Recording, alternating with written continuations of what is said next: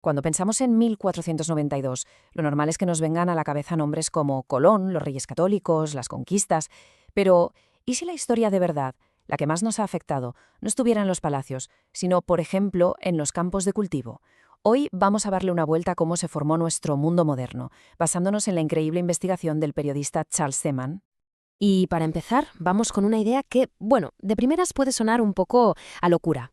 ¿Qué pasaría si dijéramos que la historia de una simple batata es más importante que la del mismísimo rey Felipe II? Suena raro, ¿verdad? Es que es una idea que choca de frente con todo lo que solemos aprender en el colegio. Pues esa es la gran pregunta que vamos a intentar responder. ¿Cómo es posible que un tubérculo, algo que sale de la tierra sin más, pueda tener más impacto que uno de los monarcas más poderosos de la historia? La respuesta, os lo aseguro, es alucinante. Para entenderlo bien, vamos a hacer un pequeño viaje. Empezaremos con la historia de esa famosa batata. Veremos cómo provocó un intercambio biológico a escala mundial, cómo eso llenó los estómagos de Europa y alimentó imperios, cómo dio lugar a la primera ciudad global y, al final, cómo todo esto ha creado el mundo interconectado que pisamos hoy. Venga, empezamos. La clave de todo esto es aprender a mirar la historia con otros ojos, no fijarnos solo en las grandes batallas o en las decisiones de los reyes, sino en las cosas más corrientes, porque a veces una simple planta nos puede contar mucho más sobre nuestro pasado que un montón de libros de historia. Aquí está la idea central. Lo que de verdad cambió el mundo después de 1492 no fueron tanto las guerras o la política, sino la biología, la comida. Fue una especie de efecto dominó ecológico que nadie planeó, pero cuyas consecuencias nos llegan directas hasta hoy. Y lo más curioso es cómo surgió esta idea. El autor se dio cuenta de que en su propio jardín, en algo que él consideraba muy normal, muy de casa, casi nada de lo que cultivaba era de allí.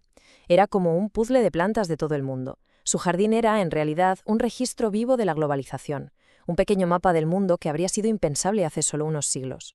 Esa idea del jardín nos lleva directos a un concepto fundamental, un evento que lo cambió absolutamente todo, y que un historiador, Alfred Crosby, bautizó de una forma perfecta.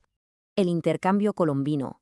Ojo, no fue un simple comercio de mercancías, fue una colisión biológica en toda regla. Los barcos no solo llevaban personas, llevaban ecosistemas enteros, plantas, animales, insectos y, lo más terrible, microbios que cruzaron el océano en ambas direcciones y reorganizaron la vida en la Tierra para siempre. En esta tabla se ve clarísimo. De Europa a América viajaron los caballos o el trigo, pero también enfermedades terribles como la viruela. Y de América al resto del mundo llegaron alimentos que hoy nos parecen de lo más normal: patatas, maíz, tomates. A ver, ¿alguien se imagina hoy la cocina española sin patatas o pimientos, o la italiana sin tomates? Pues antes de este intercambio simplemente no existían en Europa. Pero este intercambio de comida no solo cambió nuestra dieta, cambió el equilibrio de poder en el mundo entero. Resulta que los grandes imperios europeos tuvieron un aliado secreto del que casi nunca se habla en los libros de texto. Para entender el impacto de esto, tenemos que imaginarnos la Europa de antes de 1492. Era un continente que, básicamente, pasaba hambre. Las malas cosechas eran constantes y, más o menos cada década, llegaba una hambruna brutal. La vida era una lucha continua por tener algo que llevarse a la boca.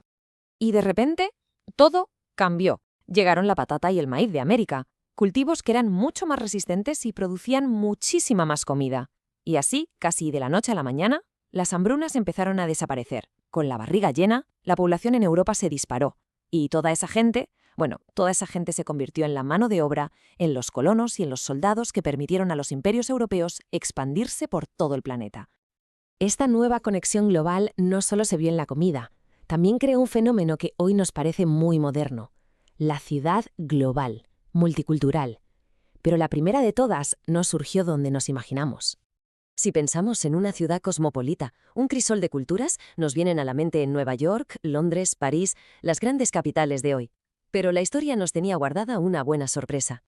Pues sí, resulta que la primera ciudad verdaderamente global de la historia fue Ciudad de México. Y no en el siglo XX, sino en pleno siglo XVII. Ya era un lugar donde, literalmente, el mundo entero se daba a cita. Si alguien se daba un paseo por el Zócalo de aquella época, se podía cruzar con españoles, con africanos traídos como esclavos, con comerciantes chinos y japoneses que habían cruzado el Pacífico y, por supuesto, con indígenas de toda América. Era una ciudad vibrante, conflictiva, moderna, 500 años antes de que la palabra globalización se pusiera de moda.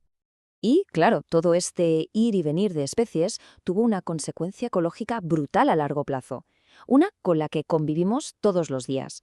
El planeta, biológicamente hablando, empezó a parecerse cada vez más a sí mismo en todas partes. El nombre técnico es homogeneización biológica. Suena complicado, pero la idea es muy simple. Las plantas y animales que antes solo estaban en un continente, de repente empezaron a aparecer por todas partes. Es como si la naturaleza se hubiera mezclado en una batidora gigante a escala planetaria. Y para que nos hagamos una idea de la escala de todo esto, hoy en día alrededor del 40% de la superficie terrestre del planeta se dedica a la agricultura. Pensemos un segundo en esa cifra. Es una barbaridad. Y en todo ese espacio, en ese 40% del planeta, vemos esta homogeneización en acción.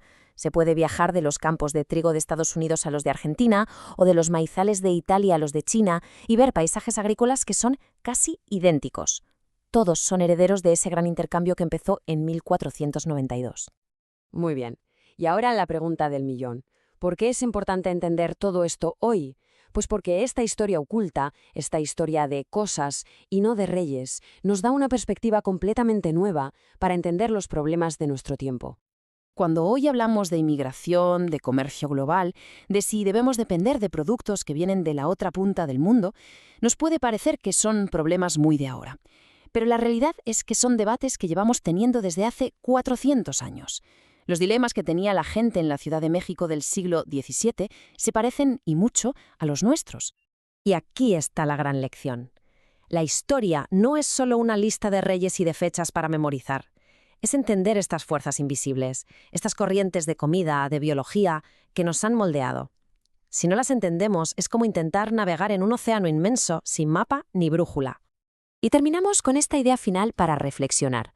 Ignorar la historia, sobre todo estas fuerzas profundas y a menudo invisibles, no es solo una cuestión académica, es en la práctica incapacitarse para entender y actuar en el mundo real. Porque, nos guste o no, todos somos herederos de aquella batata que un día cruzó el océano.